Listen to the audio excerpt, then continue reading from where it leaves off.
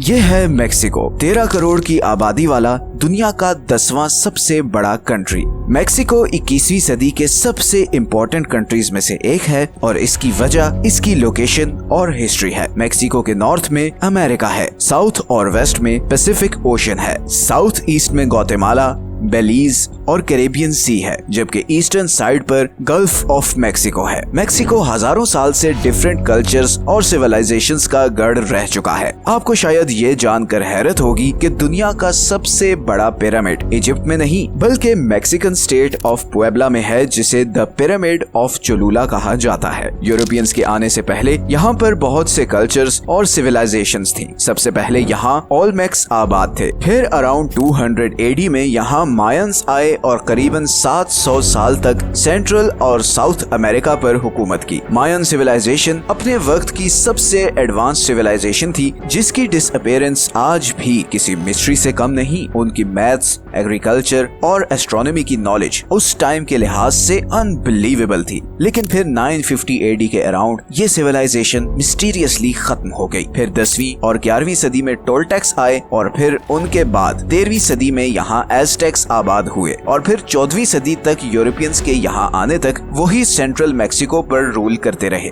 इन हजारों सालों में एक चीज कॉमन रही है और वो है लोगों के रहने का पैटर्न। आज भी मेक्सिको की अराउंड 60% पॉपुलेशन इस पतली सी स्ट्रिप में रहती है, जो कि मेक्सिको के टोटल लैंड एरिया का सिर्फ 18% बनता है। मतलब बाकी करीबन 82% मेक्सिको बिल्कुल खाली है। लेकिन ऐसा क्यों है? हजारों साल से मेक्सिको में इंसान इस छोटे से एरिया में क्यों रहते आए हैं? और एक और बहुत इम्पोर्टेंट क्वेश्चन ये कि फ्यूचर में ऐसा क्या होने जा रहा है जो मेक्सिको को एक इकोनॉमिक जायंट बना सकता है? आइए जानते हैं इन दोनों सवालों के जवाब। सच ये है कि इस वीडियो में मेक्सिको में लोग सिर्फ इस छोटे से एरिया में क्यों रहते हैं, इसकी एक बहुत बड़ी वजह है मेक्सिको की ज्योग्राफी। मेक्सिको की सिर्फ 13% जमीन एग्रीकल्चर के काबिल है। मेक्सिको के नॉर्थ में इस सारे एरिया में खुश्क और गर्म रेगिस्तान है, जहां पर खेती बाड़ी करना और खाना उगाना तकरीबन नामुमकिन है। इसी तरह मेक्सिको के साउथ में इस सारे एरिया में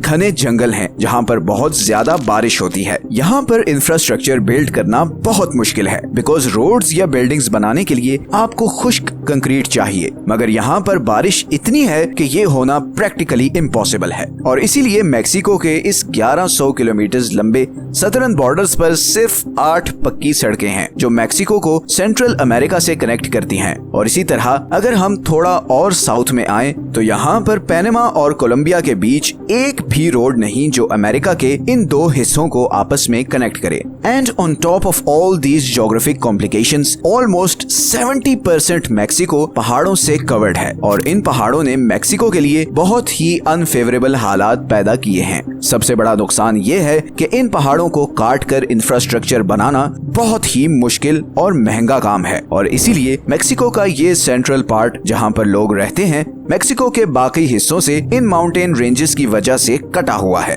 यही वजह है कि इवन गवर्नमेंट के लिए इस सारे एरिया को कंट्रोल और मॉनिटर करना बहुत मुश्किल है। तो ग्वाटेमाला और बेलीज से लेकर मेक्सिको के नॉर्दर्न बॉर्डर तक इस सारे एरिया की निगरानी करना पुलिस के लिए बहुत मुश्किल है और इसीलिए यहाँ से ड्रग्स और हथियारों की स्मगलिंग बहुत कॉमन है। एक तरफ ये ड्रग्स सदर्न मेक्सिको से सेंट्रल मेक्सिको में स्मगल होते हैं और फिर यहाँ से ये नॉर्दर्न बॉर्डर के थ्रू अमेरिका स्मगल होते हैं। अब यहाँ पर क्योंकि रेगिस्तान और ऊंचे ऊंचे पहाड़ हैं, तो इस वजह से पुलिस के लिए इस स्मगलिंग को रोकना बहुत ही मुश्किल काम है। सेंट्रल मेक्सिको में ज्यादा पॉपुलेशन होने की एक वजह ये भी है कि पूरे मेक्सिको में ये जमीन सबसे ज्यादा फर्टाइल है। ये सारा एरिया वोल्केनोस से भरा हुआ है और इसीलिए एक बहुत ही इम्पोर्टेंट अनाज जिसे भुट्टा या कॉर्न कहते हैं, हिस्टोरिकली सबसे पहले इधर ही उगाया गया था। ये एरिया एग्रीकल्चर और इरिगेशन के लिए आइडियल है और इसीलिए हजारों साल से सारी सिविलाइजेशंस इधर ही आबाद होती थी। इसी तरह मेक्सिको की इकोनॉमी के लिए सबसे इम्पोर्टेंट शहर वेराक्रूज है। वेराक्रूज मेक्सिको के ईस्टर्न बॉर्डर पर समुद्र से जुड़ा हुआ एक कोस्टल सिटी है। पूरे मेक्सिको की 35% वाटर सप्लाई यहाँ से ही आती है। यही वो पॉइंट है जहाँ से स्पेनिश, अमेरिकन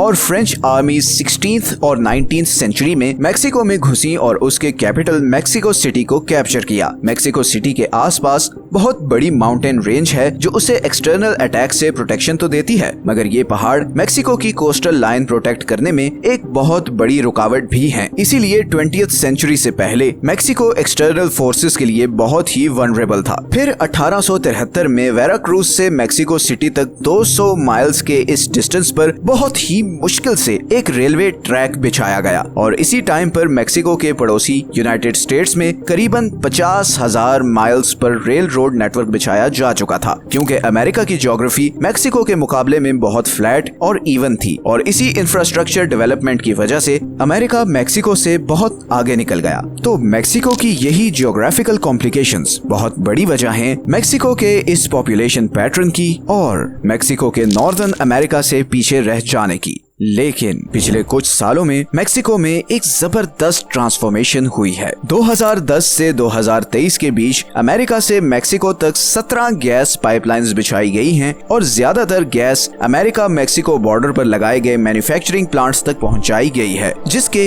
दो फायदे हुए हैं। एक तो सस्ती गैस की वजह से मेक्सिको की मैन्युफैक्चरिंग इंडस्ट्री में बहुत बूस्ट आया है और दूसरा सस्ती लेबर की वजह से ओवरऑल प्रोडक्शन कॉस्ट बहुत कम हो गई है और इसी अपॉर्चुनिटी को भांपते हुए बहुत सी इंटरनेशनल कंपनीज अब मेक्सिको में अपनी मैन्युफैक्चरिंग शिफ्ट कर रही हैं। निसान आज अपने होम कंट्री जापान से कई ज्यादा गाड़ियां मेक्सिको में मैन्युफैक्चर करती है। मेक्सिको आज दुनिया का 5वां सबसे बड़ा गाड़ियां एक्सपोर्ट करने वाला कंट्री है। इसी तरह 2019 में मेक्सिको कनाडा और चाइना को पीछे छोड़कर यूनाइटेड स्टेट्स का सबसे बड़ा ट्रेडिंग पार्टनर बन गया।